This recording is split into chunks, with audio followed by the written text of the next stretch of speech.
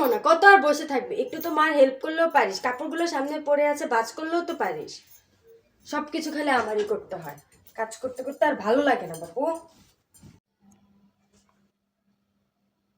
হ্যাঁ দাও দাও করি করি। এখন হেল্প করতে কে বলেছে? করছিস যখন কর নে।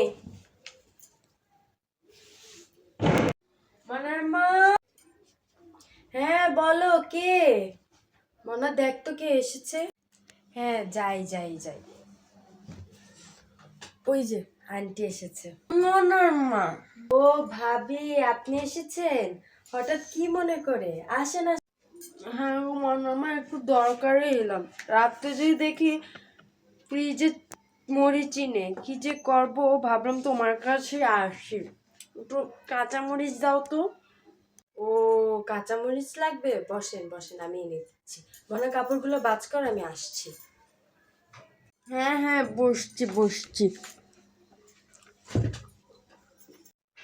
কিরে মনা, আজ আন্টি এলো, কথা বললি না। ভালোই তো বড় হয়েছিস।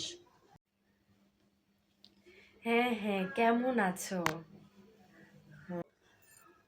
হ্যাঁ মনা ভালোই আছি। এখন দেখলি তোর আন্টি এলো। বল পড়ালেখা কদ্দূর, এখন কি করছিস? চাকরি বাকরি কিছু পেলি? এই তো আন্টি গ্র্যাজুয়েশন কমপ্লিট হলো, চাকরি খুঁজছি। ও খুঁজছিস? না আমার ছেলে তো কবে সে সরকারি চাকরি পেয়ে গেল। ও ভালো ভালো।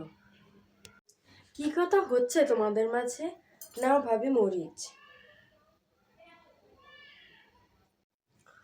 না গো মনামা, কিছু না কিছু না। খুব উপকার হলো মনামা, মরিচটা দিয়ে যা উপকার করলে না।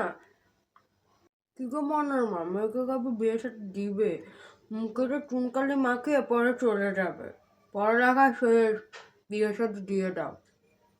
হ্যাঁ হ্যাঁ দিব দিব, এখনো তো ছোট কিছুই বুঝে না, ঠিকই দিয়ে দিব। আর চলে গেলে চলে যাক, আমারও টাকা বেঁচে যাবে। পরে তো জামাই পাওয়া যাবে না ভালো, বুড়ো জামাই জুটবে কপালে। এমন না, তুই কোথায় যাচ্ছিস? যাচ্ছি তেল আনতে। তেল আনতে? তেল দিয়ে কি করবি? কেন আন্টির জন্য তেল আন, ভাবিকে দিবি? তেল? তেল দিয়ে আমি কি করবো? আন্টির চরকার তো তেল শেষ হয়ে গেছে, তাই একটু তেল এনে দে।